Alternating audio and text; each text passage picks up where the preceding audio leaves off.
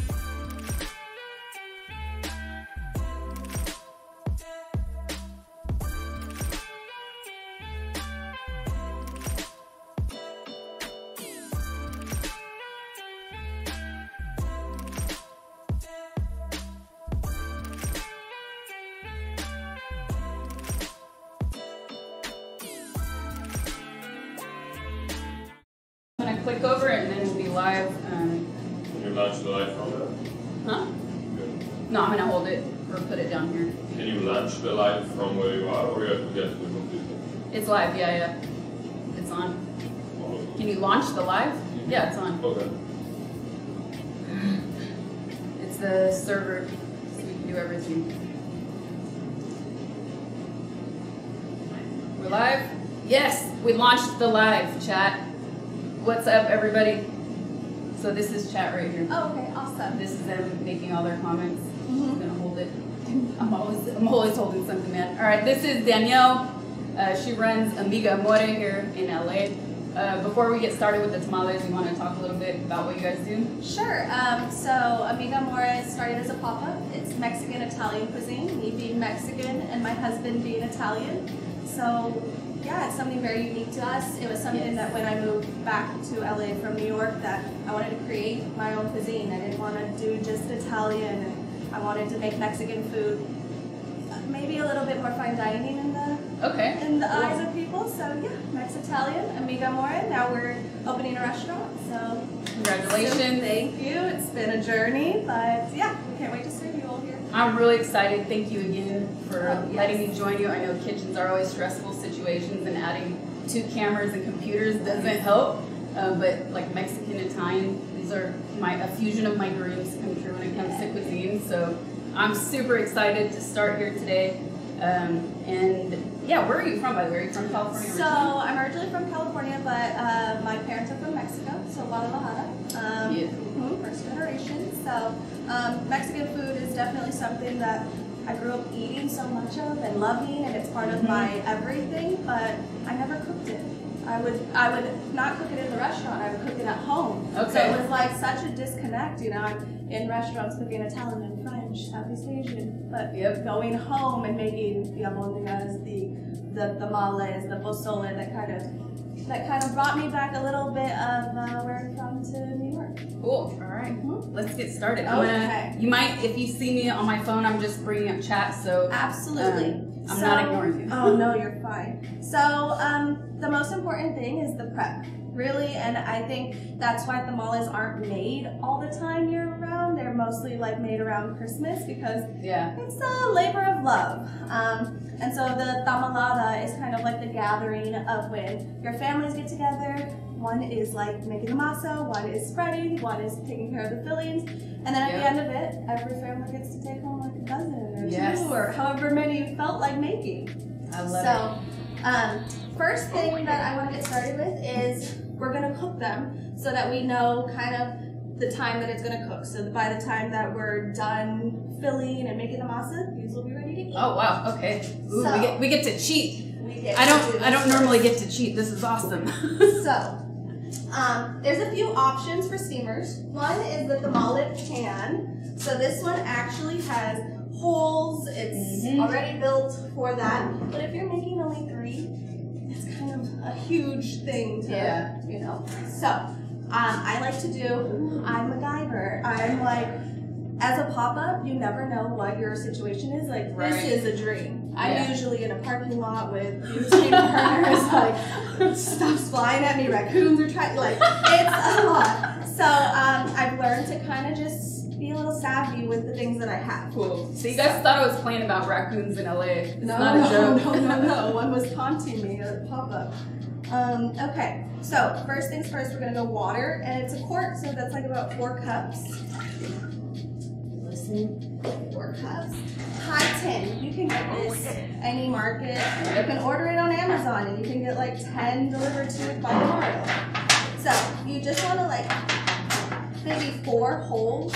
Because this is going to be our steamer. So now we go in downward so that we have like that kind of inch. Okay, so now we have the steamer. Like I said, when you only have, you know, some people are single, they don't need to cook a whole dozen. You want 6 tamales. So foil is also your friend to kind of get everybody nice and tucked in there. Or if you have the dreaded friend that doesn't like tamales. then you have to question your friendship entirely. Exactly. Never heard that. Who is that person? Okay, so another important step is to use some leftover husks that you have to just kind of cover. You don't want like metal on the tamale. So this kind of just creates our little guy. We're gonna get everybody to stand. So this is another one, and they can like lean. It's okay. They just need to be facing up so that that's not getting any water or anything. So one more wonderful big ball of foil to just kind of keep them in place. And now we lift them. We're going to start our, and it's, I need a timer. Oh, I can set a timer. Okay, great, 45 minutes. All right. Okay, so now as those are cooking, we are going to make the masa, the most important part. The other thing that you want to do prior to doing the masa and everything is soak the husks. Okay. This is like a 30-minute process to be able to get them pliable, because when you get them, they're like Crunchy. Yeah. And that will not make for good rolling. And you have the tamales on high heat? So we're going to do high heat. Once we start seeing steam, then we'll lower it to like medium heat. Okay. Okay, so now we're going to make the masa. So masa is basically, my ratio is 2-2-1-1. So it's 2 cups of the dry masa. It's like called maseka. You can find it really any market. 2 cups of chicken stock. So this is the liquid that I got from making the chicken filling. Okay. So kind of like another thing. Flavor is what you want to put into it. Not water. Not water. 1 cup of the lard. 1 teaspoon of baking powder, and that just kind of makes it light and airy. Okay. And so the things that can be substituted if you don't want lard is shortening, butter. Lard makes everything better, people. If you're not vegan, use the freaking lard. It tastes better, and it's not as bad for you as people make it out to be. Sugar is worse. I was gonna say, what is like shortening? What is that? What is shortening? What is that? Isn't it like a few chemicals close to plastic or something, or is that vegetable oil? I don't know, but I take lard over shortening any day. So lard can also be found at really any market, but what I like to do is find like a local Mexican market, because they will have like fresh. Yep. And it's not going to look white. It's going to be like a little bit maybe tan to it. So, all right. If you don't have a mixer, you can definitely do this in a regular bowl, and you'll do a whisk. Okay. Okay, so we want to beat it. We want to get it like nice and airy and fluffy. So, and then another part that goes into this is salt. Seasoning. Season every step of the way. And I have a question about the maseka, because sometimes I see in the store they have a bag that says masa for tamales specifically. So it's tamales. Okay. Because, it's fine tortillas and all this, but that's the... When you're doing tamales, you want this one specifically. Okay. That's the guy. Alright, so it's going to look like frosting. Yeah. And we want it to be nice and light. So now, I'm just going to let it go like a touch more. I love this green, and their chat is commenting that they love the green too. Yes. I have like a dark red one, the typical one. We're like Christmas colors. Yeah. Is red your favorite color? No, blue. Green, me. And this is actually the first gift that my husband got. No way. Which is kind of like, I loved it, but at the same time I was like, what are you trying to tell me? Is this for me or you? Exactly. And he got the pasta attachment, so I was like, I understand. Oh yeah. Okay. I love it, but I got it. I got mine at a discount store on sale, and I finally caved. I was like, I'm never gonna use a mixer. I'm never gonna use it. But I saw the sale, and I said, oh man, I'll make myself use it. It's too good. It's always good to have one. There's gonna be some time that you're like, I just don't want to do that by hand. And actually, just the consistency, even if you have the hand beaters, compared to this, it's night and day. Because they get everything like trapped inside them. Yeah. There's so little. So and another thing, it's the paddle attachment. So if you are doing, it's not the whisk, it's the paddle. I'm glad you mentioned that. So now we kind of have like a wet sand looking, Now we're going to do the liquid by half. Turn it on. So for the chicken, I boil it in water, a little bit of carrots, onions, garlic. Okay. So I'm flavoring the chicken, but I'm also flavoring the broth. Exactly. And that. So once the chicken's ready, then I pull it.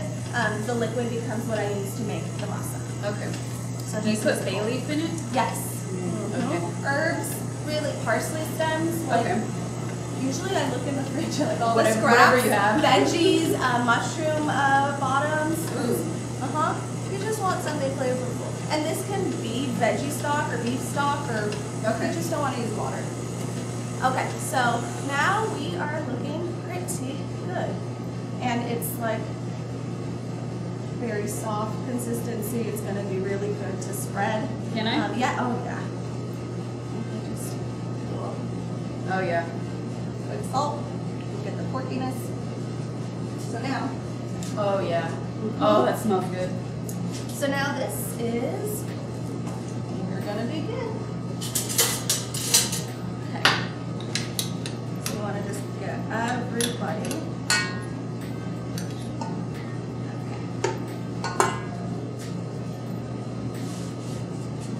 The old school KitchenAids are so much better than the new ones. What is the? I don't know the difference. Neither do I. This is 10 years old, so I'm gonna say that we're old school here. Mine's probably about the same too.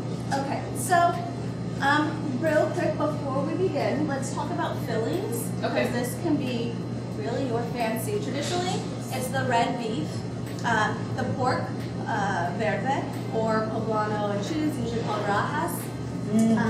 So we're gonna make one of each. Okay. And What's your favorite? the beef. Oh really? You have The a beef. favorite? I do Ah, have a nice. favorite. It is Okay. the beef. But I mean, really, you can't go wrong with any of them. So a little kind of twist that I do is here at AMIGAAMORE is a little bit more Italian Okay. forward flavors. So I use rabbit. I do a rabbit cacciatore. So it's mushrooms, it's tomato, it's rabbit, white wine. It's Wow. How long does that? It's like a stew when you're making yeah, it, right? exactly. How long does that take? That takes a good 3 hours. Wow. And this is where I'm saying like it's a lot in the preparation because the chicken's gonna take you at least maybe 40 minutes. The beef is another braise, so I like to do it low and slow in the oven for about 3 hours. Oh yes. And so this is probably the easiest one to do. You have to roast the pepper, and you want it to get like very dark. And I have a question. When Yes. you're cooking in a restaurant for a large number of people, do you still roast the pepper like this? I do. I probably like get 3 per burner. Yeah, your burners So are. everybody is like nice and loaded. Yeah. But this is a really important part because that The skin, flavor. the flavor, Yeah. one that you're putting in, but that skin isn't really pleasant. It's like chewy, Yeah. so you want to remove that. This is how I do. Why am I skipping? Why can't I think of it right now? Well, I did chiles en nogada, Oh yes. and so you burn Yeah. the pepper in the same way. But I like to just do that and eat poblano with eggs and salsa, like for exactly. breakfast or lunch. So I actually had somebody come to the tamale class, and you get to take home extra masa. So I kind of say like, have whatever you want to do with it. Yeah. And so she did a bacon and potato tamale. She topped it with a fried egg and a poblano, like That's- chili. But it was like breakfast. I was like, I Breakfast, love lunch, that. and dinner in Yeah, one. in one. So really, it's very versatile. It's, Yeah. yes. Oof. So another important part after your chilies, you don't want to run them under water because you're taking all the time to do this. So you just want to be delicate, clean it. I usually have a few paper towels so it's easier to remove, but water is your enemy at this point Yeah, because you're just removing all that beautiful like char flavor. I agree. So Did I hear bagpipes? No, man. We're in a kitchen. You're gonna hear a lot of extra noises today. In a real kitchen, a professional kitchen, I should say. exactly, this is a real I'm staring at your burner, so envious because her burner is about 3 times your average home size burner, chat. And like she said, you could fit 3 to 4 peppers on one at home. You put your face in the camera. I know, it's actually such a luxury to have this stove. So, perfect. We are good. We're gonna do one more right here. If we're buffering.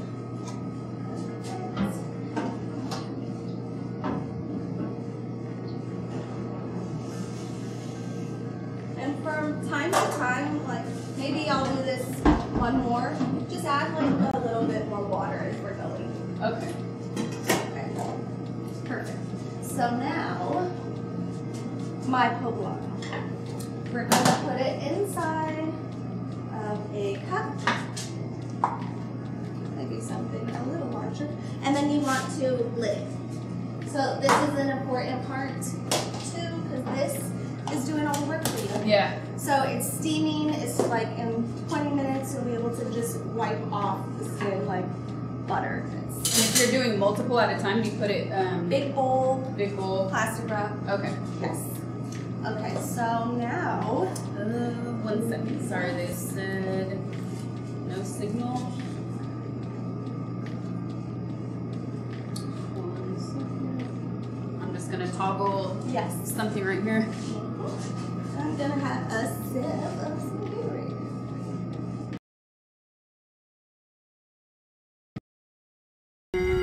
So I hope I don't piss off the church or too high. I'm just gonna turn it down a little bit. Can use. And then I don't even like flipping my hair over.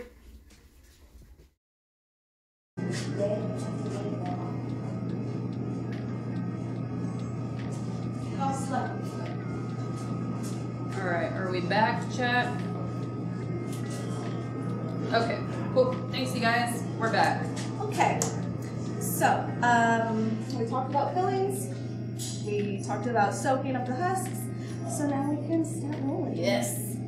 Okay, so I like to put the 3 out on my board. I have you right here. So we're gonna make 3 different ones. Okay. And another way to kind of just keep them all uniform and also so the cooking time is the same. I use a scoop. Ice cream scoop is fine. Measure it out. Measure it out. So it's 1 ball of masa. Okay. So, and you want to stay a little bit towards the left so that you have room on this side to finish like rolling it. And you said your family is from Guadalajara, so does, do they have, let's say, like a regional recipe or a regional way of doing tamales? Well, definitely like the masa is fresh, so they use fresh corn. They have the grinding machines that grind it down. Yeah. So that's a big difference. No, the flavors are pretty much like the fillings that, those are the typical ones. I think the last trip that I went there, I saw like birria, because birria is really big in that part of Mexico. So there was birria tamales, so yes. But it's also about using the entirety of the animal in the dish. So like the pork fat, then the pork becomes a filling, and so on. Cool. Okay, so there's a few ways to do this. I have a spatula, and so what you want to do, here, this one's for you. Thank you. Absolutely. Is we want to go downward. And you can do this with the knife if you're at home and you don't have do this with a knife, and I'm also going to spatula. show you another way to roll it without even having a tool. And you said leave room on this on the right. Yeah, so we're going about halfway, like maybe 4 inches you're going to go to like here, and high you're going to go to like here. Okay. So this is one way to do it. The next way to do it is I make like a little log. Still do it on the same side. Ooh. Push down. And then kind of roll it out. that's technique right there. And then I just use one more to kind of flatten it. And that becomes... Is that like so you don't overwork it with your fingers? Or no, texture? You actually, yeah, just more texturally so that they're... I roll like a lot, so I don't want to like keep having to stop and get my hands. So I definitely like the tools, so I can just keep going. But this is definitely a way, and you want to go up, leave the side. Perfect. I feel like I'm getting too much in one area, so I'm trying to get this down. Okay, yes. So just kind of like this, back and forth. And you can also let the masa rest for like maybe 30 minutes so that it gets like a little bit more room temp, and then it'll be like super pliable. Okay. Like this one I let rest a little, and it's like very smooth. You're doing great. That's fantastic. Okay, so masa down. I don't think I've made tamales in like more than 10 years. Wow. That's wow. Preparation. Yeah, I started doing the mala things probably like 3 years ago actually. Because every time would be just like when I came to visit the family. Yeah. Around the holidays, and now having a Mexican-Italian restaurant, it's like, wait, the tamale is like a staple. So Bite Club is how I was introduced to you. Yes. And they're doing this food drop with you on is the 22nd, Wednesday or Thursday? Oh, that's right. Anyways, on the 22nd. On the 22nd of yes. December. So you guys are a restaurant, but you're not technically open, and you've only been doing these food drops, right? Correct. Also running like as a pop-up, or sometimes in wineries, sometimes a brewery. Like I said, sometimes in a parking lot where I have like nothing. And when do you guys officially open? Do you have a launch date? We don't yet. It's very hard to open a restaurant, but we are hoping by spring. Yeah. And then what would you say, I mean, I know there's so many things, but what's probably one of the most challenging things about opening? The inspections, making it all like exactly how they want it, because sometimes I feel like, why are we putting that there? That makes no sense in like the operating world. So I think that is what is the most challenging right now. The time, because you can assume, you could say, oh, we'll open in 6 months, but it's not up to you. And you have to have the space. And you have to have the space. That's so messed up. Do you ever? I think that's why so many people say, oh yeah, I want to open a restaurant, but then when they go into it, it's like, oh my god. Yeah. So real quick, while you're spreading the last one, so slow, you're fine. Go faster. I'm like, just a little faster. Let's talk about the cheese. So for the poblano cheese one, I like to use queso Oaxaca, which is Oaxaca cheese from Oaxaca. And what is so great about it is it's very similar to mozzarella. Yeah. And it shreds, so you can just shred it into little pieces like that. And then I feel like I have to turn it to get it to spread. Okay. That's fine, because it's really like whichever way you have to do to get it to spread. And sometimes like holding it up here so that you can just go down. But this is where I said it's nice to have an assembly line, because then you're like, you're spreading, I'll put the fillings in. Okay, so I'm going to check this again to get just a little bit more water in here. So when we cut out you guys, she was saying that every once in a while you want to watch the tamales that are steaming and add a little bit more water. Okay, perfect. So we will do that next. Let me just... Okay, and so we have the cheese in one. Next filling that we're going to do. Is that high up enough or a little bit more? That is perfect. Okay. So it's pretty much like 4 by 4, like a nice square, so that you have enough space to put the filling right here. And then what we're going to do is the masa to masa is where it sills. So it's kind of like a little blanket for where stuffing is. Okay, so the beef braised. So that liquid I like to do a little bit of stock. I'm going to show you right now how to sear it because you really want to get a good sear on it. Okay. And seasoning it. Look at that color. It's a mixture of guajillos, California chili, and a little pasilla. And all you have to do is rehydrate them. So that's another step. Maybe when you're soaking your husks, you're soaking your chilies as well. Okay. So that you can just blend that. Should I put cheese in this one? Nope, we got your cheese and we're doing your chicken. Ooh, we're doing chicken too. Yes, so the chicken verde. Here we go. And you do want to make sure that it's thin enough and that you're adding a good amount of filling because you would hate to just have like a masa cake.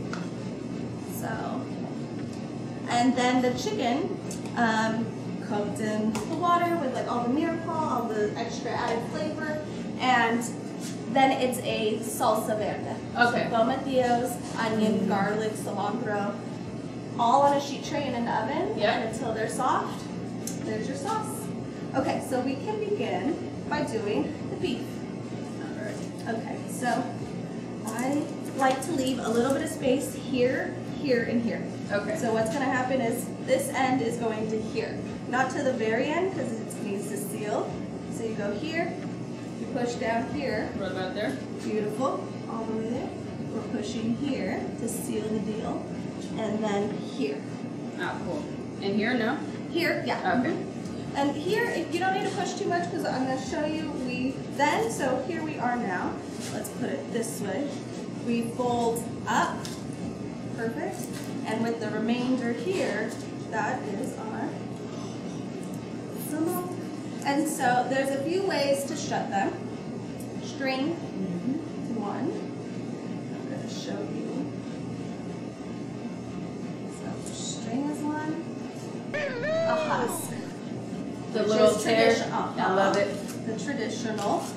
And you could just, with the, and you just want to make sure you use the long one so that you're not having to kind of, you need enough Not space. enough slack. Exactly, because you want to do it 2 times. This one is a little bit loose, so you want to do like that. So there's that way. And then the last way, and this is also a good way that you can, if you are making a lot and you're cooking in here, everybody can go in there and this deciphers your flavors. So your beef is with string, your chicken is with the Thai, and then last one. So now the chicken one we're going to do. So roll to there, seal, perfect, seal, bottom. I mean the opening. Great. Then up and over. And you are into Thai with this guy. Yeah. And you don't want it to be like too tight, right? No, not too tight, because then it's gonna like want to protrude out. Okay. Okay. I'm just gonna put a little at the top here. Is that extra masa? It's a little extra masa. If you feel like, oh, it's not really sealing. The filling is coming out. Exactly. Okay. So maybe we can add a little bit.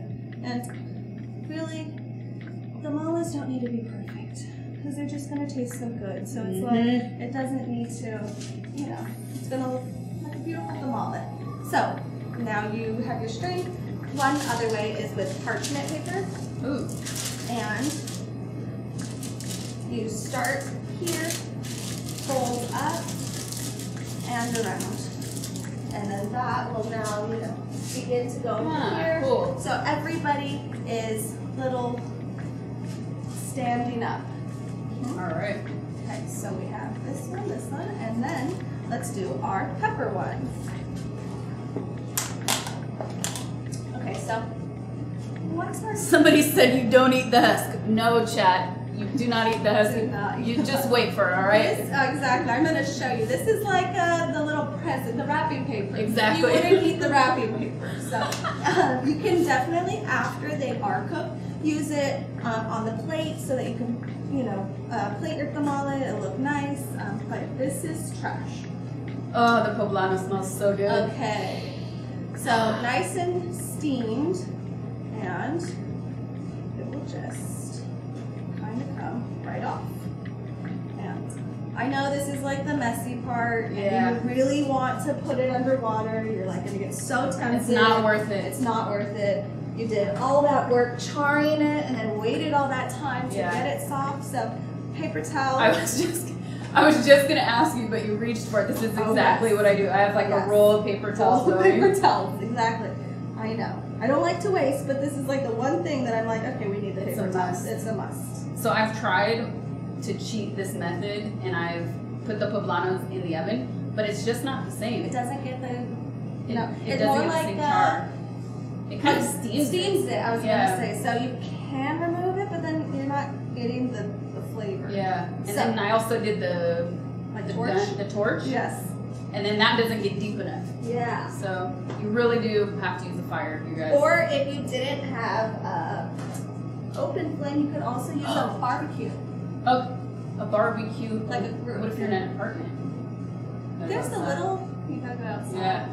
Mm-hmm. Ooh, that's tough because I know one comment that we get a lot is people don't backseat the chef. People always comment on fire burners because in a lot of apartments and in a lot of different cities, they don't have gas stoves. You know what else? The campfire butane burners. Oh yeah. Because it comes with just like a charger and it's stoked. I mean, it's really small, so you'll just have to char. Just don't tell your landlord. Don't tell your landlord that you have a little butane burner. No. Okay, so the other part is now we're going to open it up, and the seeds. We're just gonna remove those. So we're just scrape those on by. Perfect. Okay. Trash can bowl, chat. And that's another one. Keep a little thing next to you so that you're going into something, because then you'll just have it everywhere. Yep. It will literally.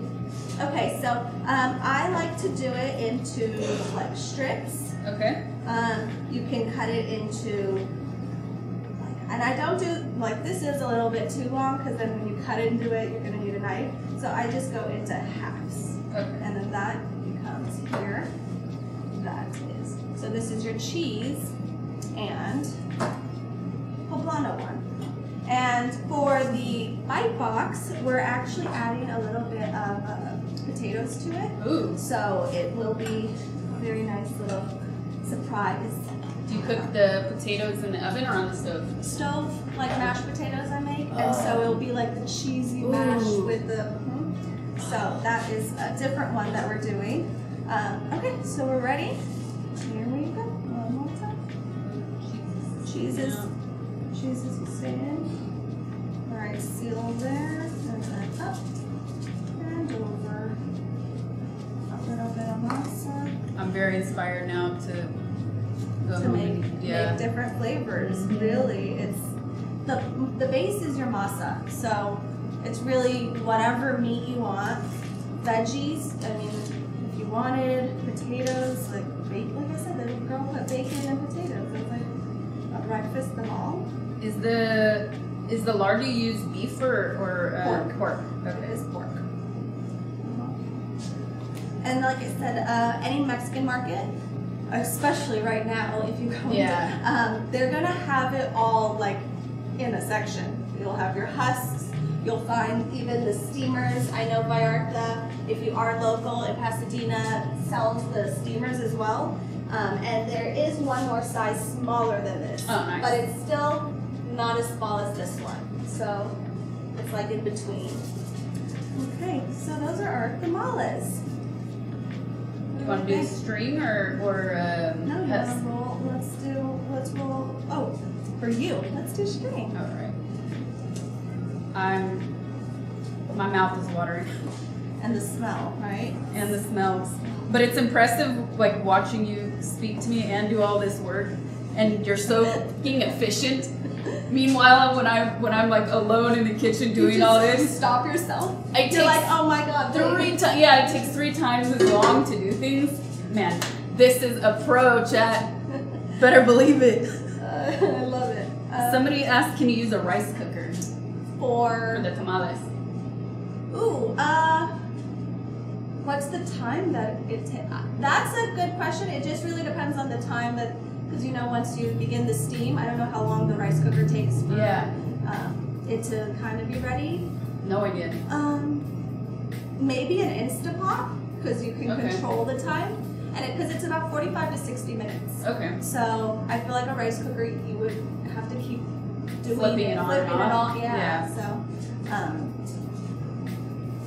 This would take me way more than 3 hours if I did this one. Because don't forget, you guys, she did the broth, the chicken broth for the masa. She did all the meats already. Yes. And that's why I said it's all in the prep. Yeah. So really what I like to do is start the day before to get everything so that it's also, you want it cold.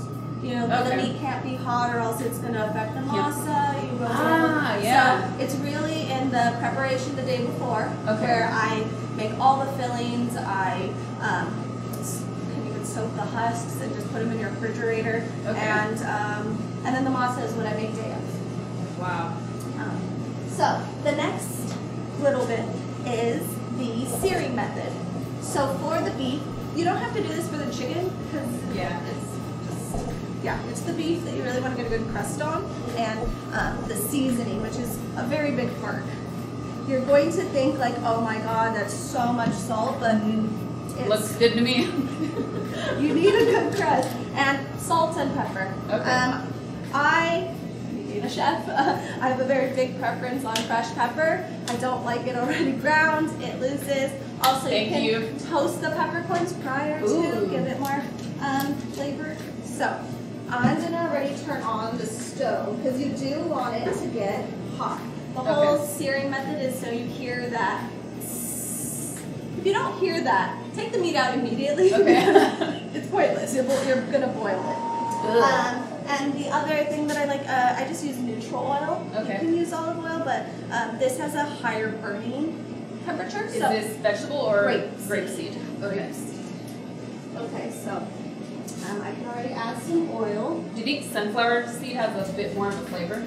It does, or even somebody has avocado oil. Yeah, if you want. It's also expensive. It's expensive. So exactly, I said if you're just doing searing, I like or even a veggie oil. Yeah. That's just a preference. Okay, so I am smoking. That's what you want to see. Like nice steam. You don't want it to already be burning the bottom, so you want to just lower until you're ready. Nice. Both sides of the meat you want to season. Very important.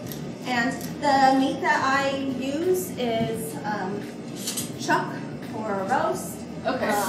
You can use short rib. That's what's actually included in the bite box this year is a short rib bone marrow.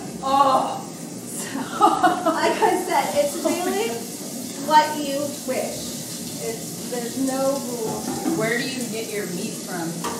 So I do a local butcher or like what are they? Rockin' Brothers. Because they deliver. I also do Mary's chicken. So organic, free range, flavorful. I mean, even when you see the difference of how the bird is compared to like it's just taken care of. The rabbit, good quality rabbit. Okay, so just want to move it a little so they're not too stuck. I see somebody asking for a configuration command. We don't have one of those, but ask the mods and they might be able to answer your question. Okay, so the point is to get this here. What a lot of people do at this point is they want to just keep playing with it. Leave it alone. Look at that face. Leave it alone. These are the things. Because then you're ruining it. You don't have to touch the meat too much. Don't move it. It's like the same when you're cooking mushrooms. Like don't crowd them. And we're barbecuing too. So like, stop! You're getting rid of the juices. Okay, so that's a nice crust. That's what the other side looks like. So now we can flip.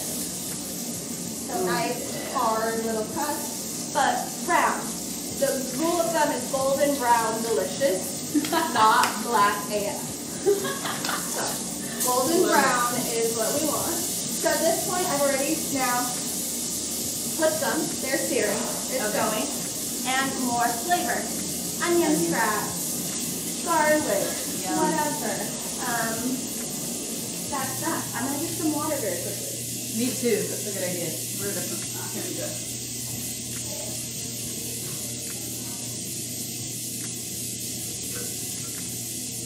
Delicious.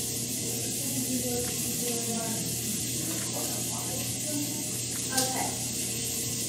And another good stuff that we can do here, I didn't bring it, but you can deglaze with white wine. You can deglaze with red wine, or just chicken stock. And so at this point, now we're ready to, and that should be what you hear. All right. And now what we're gonna do, no longer on the stove, lid with foil, or if you have a pan, metal on metal, and in the oven. Oh, okay. About 3 hours. Wow. So I like to do 350 degrees or even 300 degrees, so it's nice and low and slow. Mm-hmm. Wow. You're like resting. It's like a little baby. Another good way, crock pots. Okay. You can definitely do that. Like set it before you leave to work, and Oh, you'll yeah. have nice shreddable. Thank you. And if you're doing the bone marrow? Okay, so the bone marrow, the short rib is what I am putting inside the tamale, and it's going to be topped with the bone marrow. So I'm going to get it, like with your torch gun, I'm going to char it, get nice sear on that, and then you can top it with the delicious marrow. And do you do the short rib braising in a similar way on the stove and then oven? So start nice sear. I get everybody on a sheet tray so that when I season, it's like even.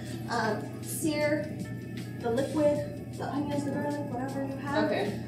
Carrots, and then in the oven, and let it have a little marinade. Yeah. And then the sauce is super simple. It's the chilies that are already soaking in hot water. So maybe 30 minutes, you put them in a container, hot water, and then that just gets blended. So And it's do like you de-seed your dried chiles first? half and half. Half and half. Because I like a little bit of like the heat to Same. it. So definitely, but I do that before. Okay. So cut half off, cut the tops off. So then essentially what you're doing then is draining them from the water that they're in, blending, but you need like a touch of liquid so the beef stock that you get is what kind of helps it, because it's a paste. Okay. It's like thick chili paste, like not runny. Do you put the chiles in the oven too, or no, you just make like a salsa on the side? The chilies are already dried, so excuse me. When you are, like I said, getting this, you're gonna see huge bags of kilos. So they're dry already. Some people like to toast them. Yep. I've done it depends what you're doing, It though, right? depends on what you're doing. So I feel like that's too much flavor. I don't want too smoky coming off, especially with like something like fatty, like the bone marrow. I want that to like be the predominant Shine. right? Yes. Okay, so now, what's our time on the tamales? Let's check. Let's see. Almost a little less than 8 minutes. Okay, so by the time that we rolled and everything, they were cooking. So it's kind of, that's how you can gauge it. The time that it takes you to roll a few is the time that you're here. Some recipes that you find online will say 2 hours cooking time. They're bananas. Whoa. I don't know. And that is where you're gonna get like a rock of a tamale, and people are like, oh, it's so dry and it's gritty. Your recipes are saying 2 hours. And what does it mean when the tamales are too mushy? Not cooked enough. Oh, so that's where it's like the 45 to 60 minutes. So 45 minutes, and the way that you can tell that they're ready, I'll show you once the timer goes off, is when you go to open it a little bit, this should come off easily. Mm-hmm. Okay. If it's sticking to it, then it's a little longer. It's like shrimp skin. It's like or a shell when you're when a shrimp isn't cooked all the way. If you have shell on, the shell doesn't come off. It does not come off, or easily at least. Yeah, because I've ordered tamales from places where like mushy. Yep, a place I'd never been before, and it came out mushy, and it's one of the saddest things. No. It should not be. Any questions? Let's see if they have any questions. Chat, you guys have any questions about what we've done so far?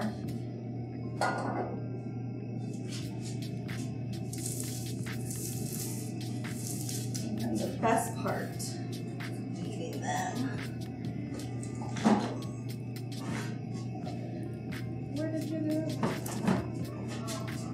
Somebody said shrimp skin. Shrimp skin. I meant shell, not skin. Somebody, yeah, how do you turn the stove on? It's not a tortilla, it's masa or maseca. It's the flour, same flour, similar flour that you use when you make corn tortillas. But do you have that scooper? Which scooper? The ice cream scooper? Oh, yes. So, thank you. We used this. How much would you say? That's more than a tablespoon. I will say 2 ounces. Oh wow. Okay. So about. It's like a golf ball. Yeah, that's good. Maybe 3 tablespoons. Okay. Yeah.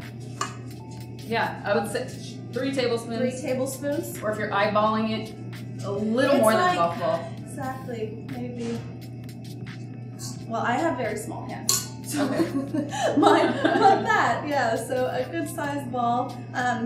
If you made them larger, this would adjust your cooking time. Okay. So I like them, so I can maybe have 1 of each flavor. If you want like a big boy, that's great, but let's just think about the time that it's going to take to cook it. It is an ice cream scoop, right? It is an ice cream scoop. And then the difference of the tortilla and the tamale is tortillas are maseca and water and salt. There's no lard. Oh, so right. the biggest part is the lard and the chicken stock because you're making it soft. Okay. Like if you tried to make this a tortilla, it's too soft. Fall apart. And then when you do, what about flour tortillas? Or like wheat flour, not corn flour? Flour. In those? No. No. Oh, actually, yes.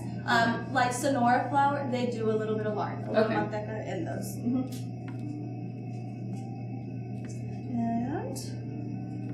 And so I do have the recipe. So if you did want to share it for the masa, I do have one printed for you.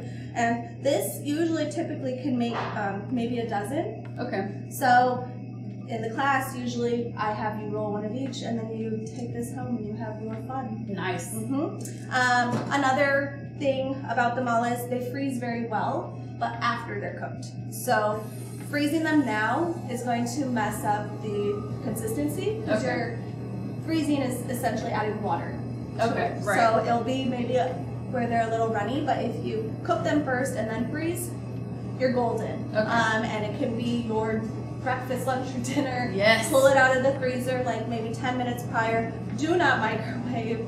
Just use, even at home, I use a saute pan with even just a piece of foil that's like at the bottom or around it? Yeah, so that it has an inch. And you still add water to reheat it? Yes. Okay. I just re-steam it about 5 minutes. Perfect. Somebody said, can you use plantain leaf? Yes. Okay, so definitely tamales were, like 8,000 BC when this came about, and it was the first dish that actually used corn. So it came before the tortilla, and they used to roll it in avocado leaves, banana leaves, plantain. The corn husk came later. Okay. Yes, and so they used to say that this was what the Aztecs would take into war because it was protein. It's like you can just, and you don't need to store it. Exactly. You have a tamale in your pocket. Use the string and tie it onto your belt or something. Exactly. So that became really what they did. But like I said, it was so labor intensive for the women because they're making them throughout the year. Yeah. So it was like, then years later, that's when it became just more, let's do it around the holidays. Right. Let's do it when we have the help. It makes sense too because you can find tamales in the frozen section at grocery stores. Yes. Trader Joe's sells tamales, but do they? They do. I've not tried them. I would do it as a dare, let's say that, but I wouldn't willingly try it. But when you see all this laid out, you really do appreciate how much hard work and love goes into it. It is. It definitely is a labor of love. Yeah. So I think that's also what makes them so special to get. It's like a little gift that somebody took a really long time to make. We were talking about it yesterday when I was live on stream, and somebody said, they were more excited for their mom's tamales than they were for presents. Because exactly in some families, like I said, that's the only time that you're getting it. So, and you know, moms or mom or abuela or any of them, Yeah. they're really putting in the work. Yes.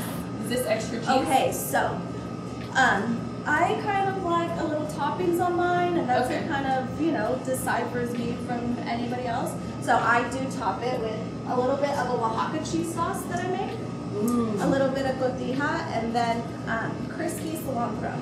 Ooh, how do you crisp it? So you need to pick only the leaves, not the stems, because they will not crisp. And deep fry. You want to be very careful though, because it pops. Yeah. So you like don't drop it.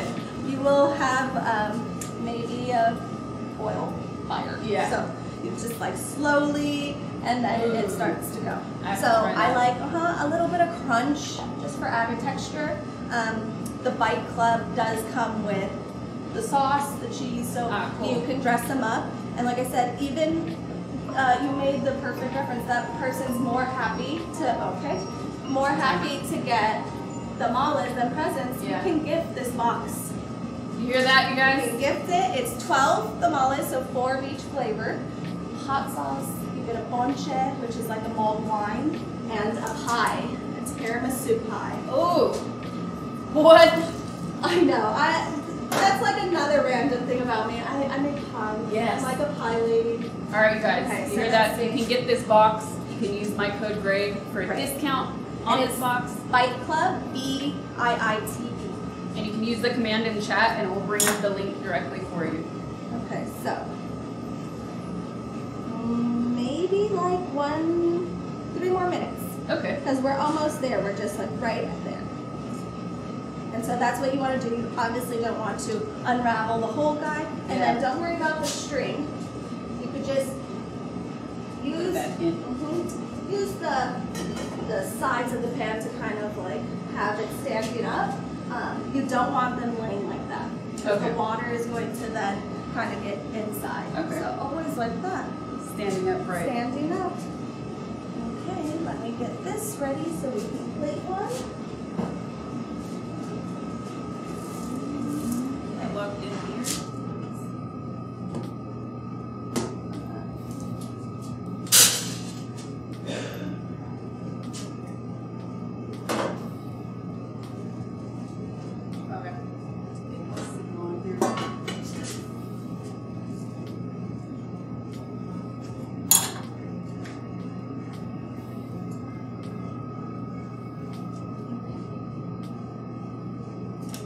So this one is actually ready. And what I was saying is we can do a little number. I think corn is one of the smells that make me the happiest. Nostalgic. Okay. So you can use the husk as a little plating. It came off perfectly. That was 45 minutes on the potato. I'm sorry, the Oaxaca cheese and poblano. Okay.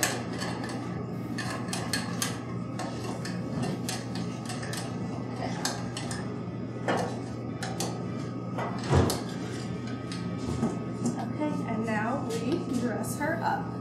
Wow. Cheese sauce. You get a little bit more cotija. And the crispy bits. If you like hot sauce, this is where we add the 100% habanero guy. And oh my goodness.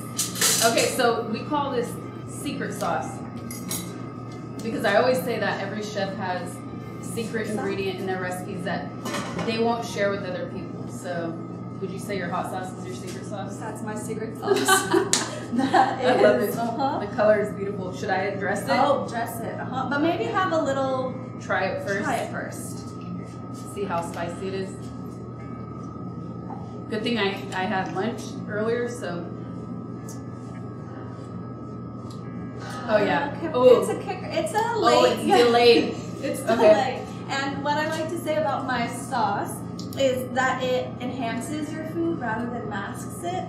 I grew up with hot sauce, tapatio, Valentina, Cholula, but I felt like they were always so, not to say anything bad, I love them still, but they had so much vinegar, or so much maybe like artificial taste, that I felt whatever I was eating took on that flavor instead of what I was eating. So my sauce is organic, no added preservatives to keep it on like a shelf longer heat. This is so good. Okay, so around pandemic time, or when the pandemic first started, a lot of people were going to make their own breads and then a lot of hot sauce. Yes.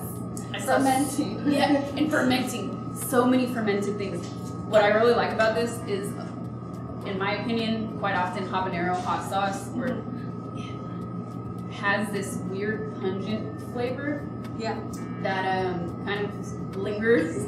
It's like, you know, it has, it's like how Tabasco has that same thing. It doesn't go away. This has its own unique flavor, but not that thing. Exactly. Like that's where it's like your palate's still clean. Like you had it had the heat, but it's not like this. Do you think it's the fermenting maybe? Maybe a lot of people are fermenting. It's, a little too long. Oh, that's good. Yeah, okay.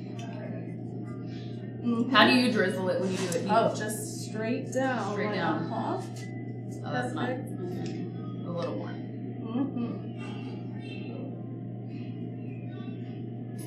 And I'm gonna get weird because that had a gap, so that's gonna bug me. I love it. Look at that sauce work. I want to do this, but do you want to try first? Oh, sure. You are the real chef, so you get to do the honors. Okay.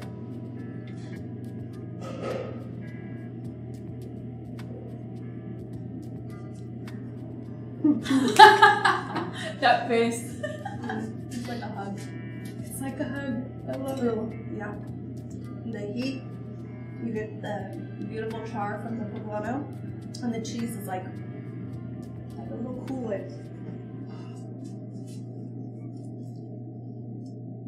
Oh god. Yes.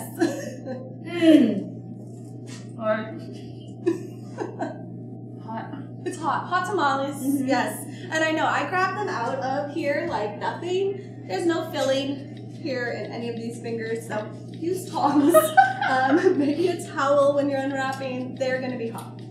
Oh wow. And these now did finish, but you can always shut the pot, leave the lid, maybe also remove it from the stove so no residual heat, and then ready to be put out. Everyone can come grab a tamale, little crispy bits. It keeps the flavor too. Oh, this is so good. I've never had a poblano tamale. Oh. Is it? I feel like I've never even seen it on a menu. So it's usually like called rajas con queso. Okay. So poblano. So. And they're usually, this is usually like the vegetarian option with lard. Unless otherwise noted. I love you all, but if you are going to an actual Mexican place to get tamales, just assume your vegetarian has lard. Good to know. I remember my friend, I was with a group of friends, and one of them was vegan, and they were eating a rice dish, and another friend of mine was like, "That's not vegan, that has pork in it." And he was like, "Huh?" She was like, "Yeah, I can smell it, dude. Like, that's cooked in pork fat." Oh, they ate, and he was like, "No, it's vegan." So he was like, just gotta lie to myself.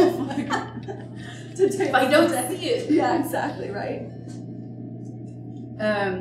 Okay, I'm gonna ask because this comes up a lot. Yes. When I'm live, cooking. You have a restaurant. You worked in restaurants. Yes. What do you do when people ask you? And this isn't just about vegans, but like, let's say anybody comes in and asks for a request. Does that like mess up your line?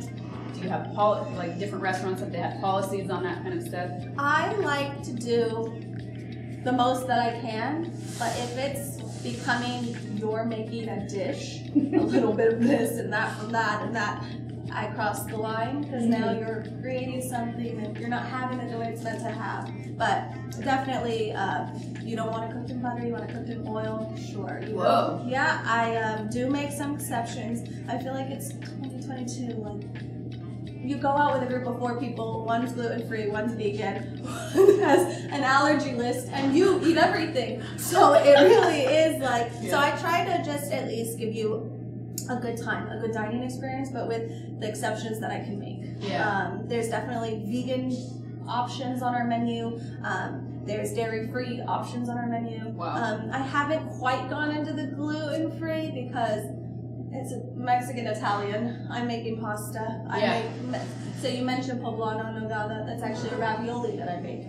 The dough is poblano. The filling is everything. And so I just haven't found the consistency that I like in a gluten-free. So I try to say there's so many other options besides the pasta that you can have. Right. Or like just cheat, chat. Because this is one of my, and I don't own a restaurant. This is just me as a casual observer, as somebody who loves to eat. If you have so many, let's say, allergens or just dietary restrictions, a lot of times these people are not fun to go out to eat with. They slow things down. They're not enjoying the experience. I had somebody straight up bring a meal delivery service. They brought it to a restaurant, and I wanted to walk out. So I said, man, just say you're not hungry. Like, I'd rather and don't do that. But that's something that drives me crazy. And one thing that's I can imagine frustrating too is there are people who are really, let's say, have celiac disease. Exactly, and that's where it becomes flour is in this restaurant, so I don't feel comfortable even sometimes serving you. And, I have one burner. It's not like I have a gluten-free burner and a regular, so everything can have cross-contamination. But then we're in LA where it's just kind of cool to be gluten-free. And that's where I'm like, are you really gluten-free? Like, are you celiac? Just a little sensitive. I just I can't do the gluten. It's like, what? So, or the other one that I heard too was I'm on a diet, and it was like, great. So you go to a gluten-free bakery, you realize that the sugar and the butter is still in it. You remove the carb, but you're not doing anything. And sometimes I feel like they add more to it to substitute that texture. So it's people are bizarre. Like you said, it is LA. I've heard it all. I can imagine. Yes, but we do try to. We try to be as accommodating as possible, but sometimes you just can't. You wash the grill with sandpaper. Not a great idea. What drives me crazy is a person who is gluten-free really wants everybody to notice. I'm gluten-free. Oh man. They mention it to everybody. They're like, I'm not even your server, but I'm gluten-free. I don't even work here. Never had tamales. This is so exciting. If you can find them somewhere or if you can make them, even better. Highly recommended. Ask the chef if chicken Alfredo tamales is a thing. No! Oh, she heard me already. This is a long-running joke. I hate chicken Alfredo. It's disgusting to me. It's not even an Italian dish. You're never going to find that in Italy. Nope. Sorry. It's American. It's like the same thing with some Mexican food items too. It's not like you're having, Mexican pizza there, chimichangas. Like it's a thing that was created here. Like we like our burritos. Actually, also the burritos too in Mexico are usually thin. Not like these huge baby arm. Like, can you eat it all? Like no. And that's what other is. Mexican food is so heavy. Well, if you're getting the baby burrito, the 3 pound with the rice and when you go to Mexico, it's not like that. Tacos are tacos and it doesn't come with rice and beans, and they're little. They said paid actor. No. Some things are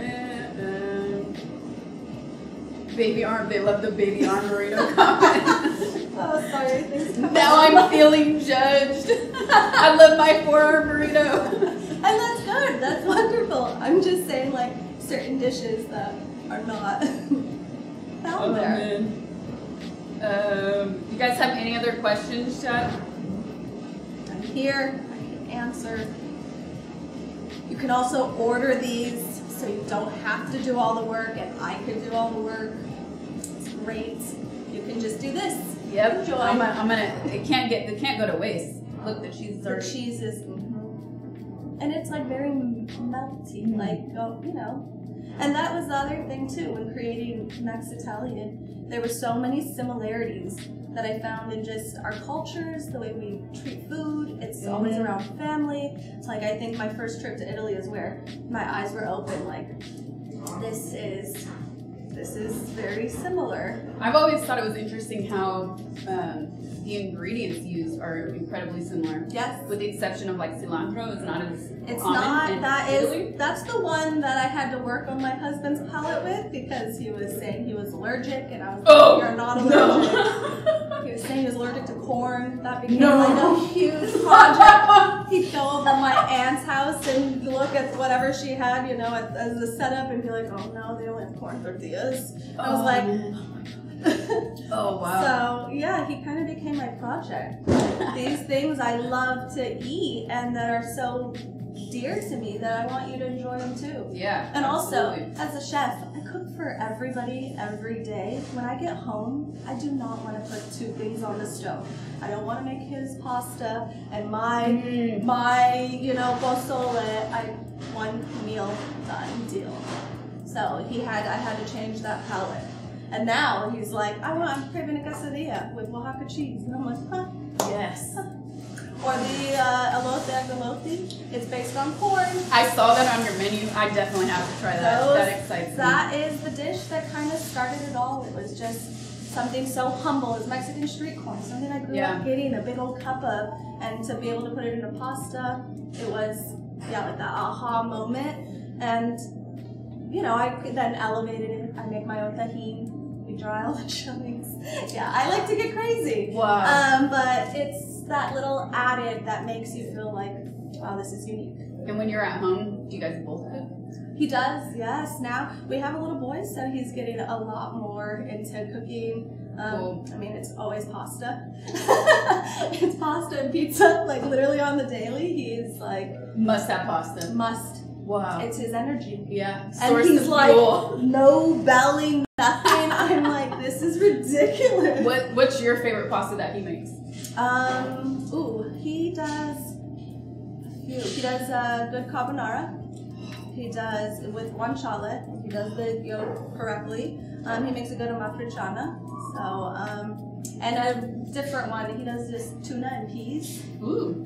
Super simple, really good Italian tuna. It's like, yeah. So, pasta is definitely eaten a lot. I'm gonna need your guanciale hookup. I'm gonna write you for all the meats. Yes. Because guanciale is what they use. It's not really, Or I use bacon. Bacon. And which I've told chat this, and when there are Italians in chat, they say, you can't do that. But it's hard to find quality guanciale here, so. Exactly. And I like it crispy, so I don't care. You need it crispy. Yeah. If it's not crispy, you're not It's rendering. not the same. It's not the same. No. You're not rendering It's it not enough. Canadian bacon, you guys. It needs nice and crisp. Oh, yeah.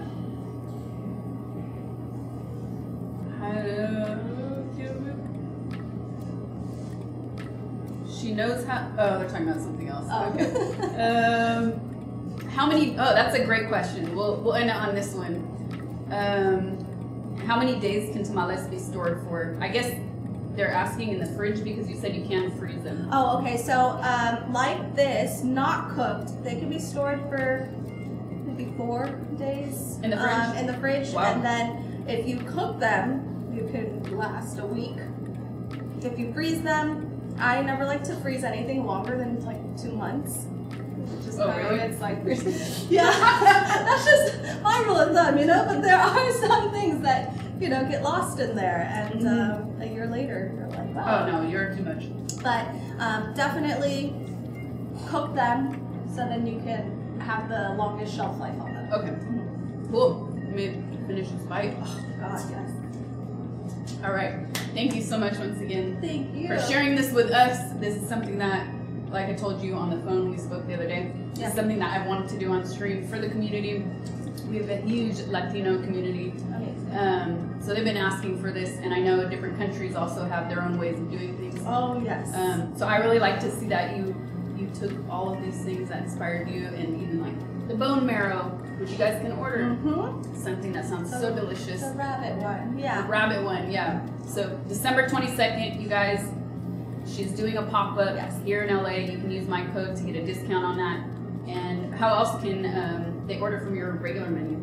The next event that I'm doing is actually going to be at McLeod for 29, 30, and New Year's Eve. Whoa. So we're there popping up, and you can order food to go. It's here in Highland Park, or you can come in, have a pint and a pasta and a lote. Yes.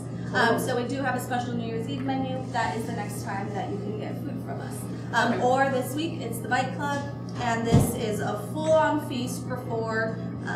You cook it, it's cooked, but you're heating them up as you want. And it comes with a hot sauce, so you can have that for, you know, other things. And yeah, it's great. All right. Give the gift of tamales. Yes, thank you so much once again. Yes. I'll get all that information from you as well. And then if you guys missed it throughout the stream, I'll put it on Discord and all of our social media so you can get all of the information for AMIGAAMORE and order their delicious food. Yay. Thank you, Danielle. Thank you so much. Absolutely. It was a pleasure. Bye, guys. Bye. All right, this is gonna take they're still gonna see us for a second because I have to end it from here. No worries. But that was so cool, man. Yay.